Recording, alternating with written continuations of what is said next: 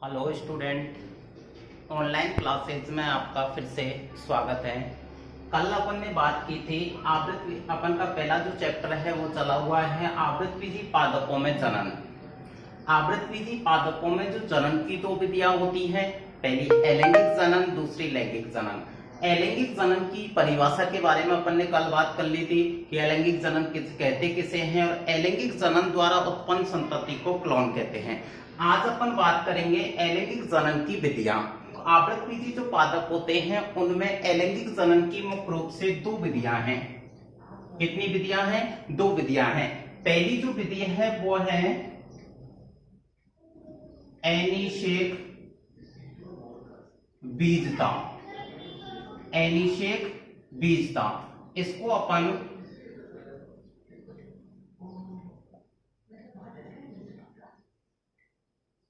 एगेमोस्पर्मी भी कहते हैं।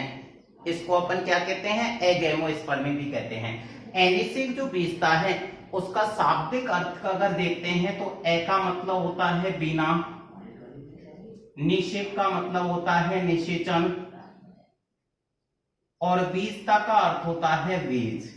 यानी कि ऐसे पादप अलैंगिक जनन की वह विधि जिसमें बिना निषेचन के बनने वाले जो बीज होते हैं उन बीजों से नई संतति का निर्माण होता है। तो अपन कह सकते हैं अलैंगिक जनन की वह विधि जिसमें बिना निषेचन के जो बीज बनते हैं उससे नई संतति का निर्माण होता है, तो उसको अपन एनिषेक बीजता कहते हैं या एगेमोस्पर्मी कहते हैं। तो अलैंगिक जनन की जो पहली विधि है उसका नाम है एनिषेक बीजता और दूसरी जो विधि है उसका नाम है कायिक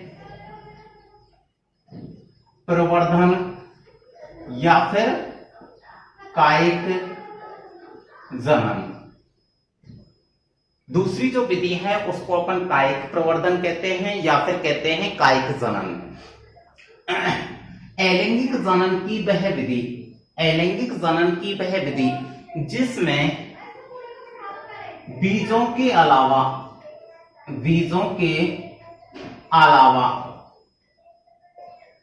पादप के कायिक भाग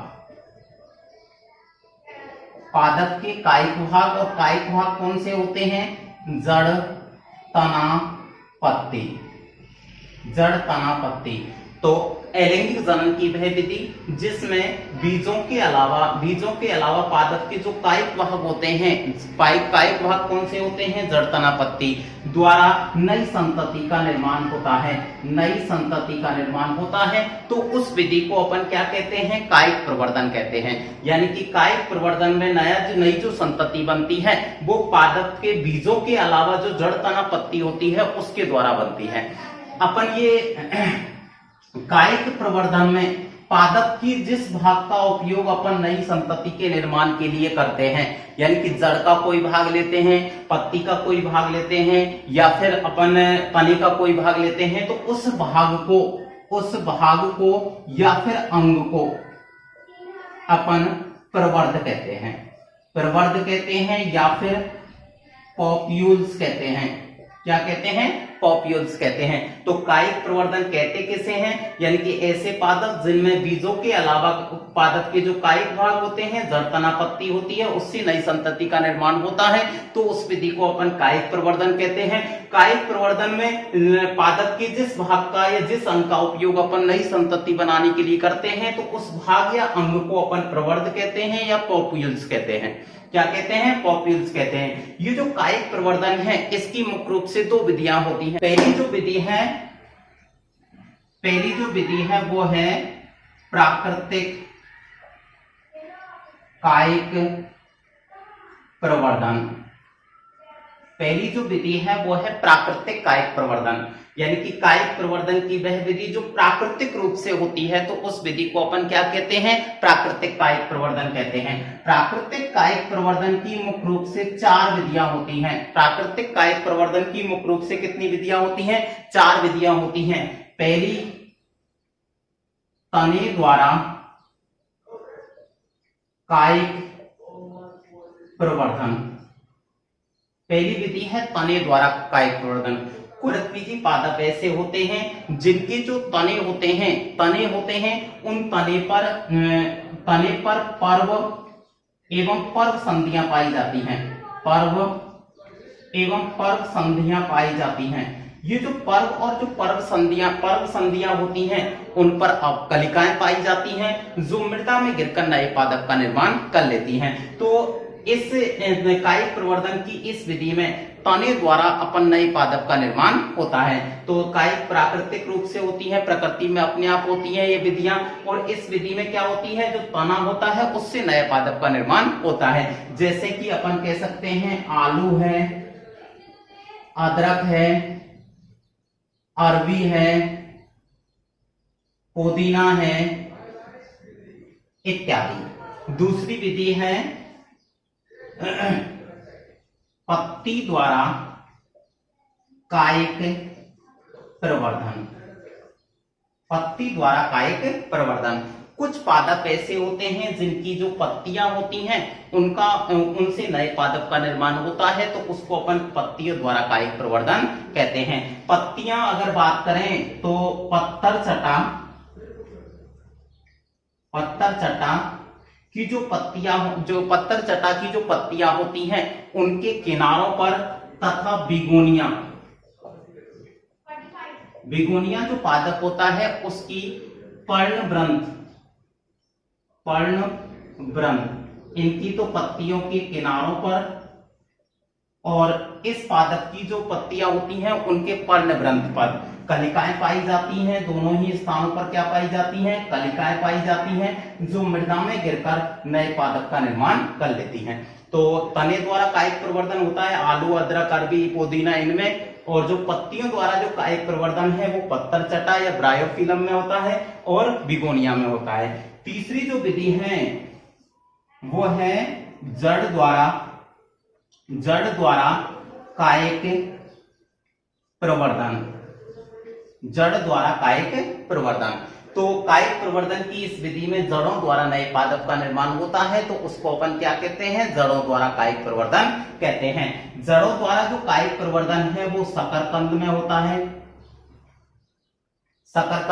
है। जड़ों द्वारा जो कायिक प्रवर्धन है वो शकरकंद में होता है और डहेलिया में होता है।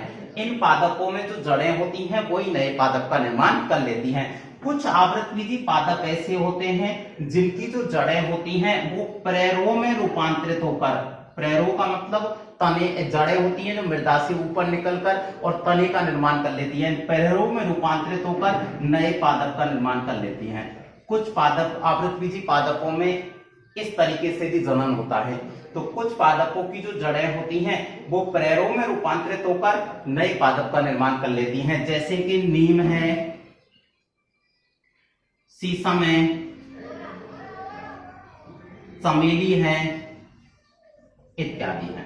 चौथी जो विधि है वो है जननांगों द्वारा कायिक प्रवर्धन। जननांगों द्वारा कायिक प्रवर्धन। जननांगों द्वारा कुछ आवृतबीजी पादप ऐसे होते हैं जिनमें जो पुष्पीय कलिका होती है, पुष्पीय कलिका यानी कि आवृतबीजी जो पादपों में जनन करने वाला जो भाग होता है वो पुष्प होता है, और इस पुष्प का निर्माण किससे होता है, पुष्पीय कलिका से होता है। तो कुछ आवृतबीजी पादपों की जो पुष्पीय कलिका होती है वो रूपांतरित होकर बहुकोशिकीय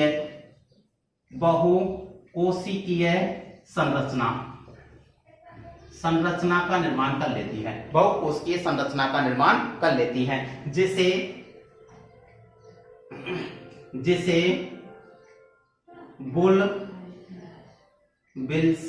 बुलबिल्स या फिर पत्र प्रकलिका कहते हैं।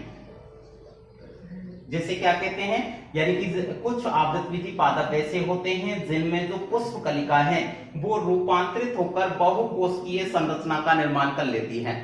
पुष्पकलिका किस में रूपांतरित हो जाती है, बहुकोशिकीय संरचना में का निर्माण कर लेती है। जो संरचना जो बनती है उसको बुलबिल्स कहते हैं या फिर पत्र प्रकलिका कहते हैं, जो मृदा में गिरकर नए पादप का निर्माण कर लेती है। ये जो बुलबिल्स है, पत्र प्रकलिका है, बलवनुमा संरचना होती है, बहुकोशिकीय संरचना होती है, जो क्या करती है, मृदा में गिर जाती है और नए पादप का निर्माण कर लेती है। इस विधि के द्वारा जो जनन है वो रामबांस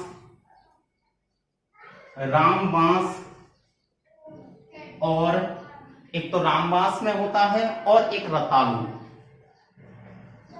इन दो पादपों में जो प्रजनन जनन है वो इस विधि के द्वारा दो पादपों में जनन होता है। तो ये अलैंगिक जनन की मुख्य रूप से दो विधियां होती हैं, अनिषेक जनन, कायिक जनन। और जो कायिक जनन है उसकी मुख्य रूप से दो विधियां हैं, प्राकृतिक कायिक जनन, तो प्राकृतिक कायिक प्रवर्धन उसकी अपन की 4 विधियां हैं। Thank you. कल अपन नई क्लास देख रहे हैं।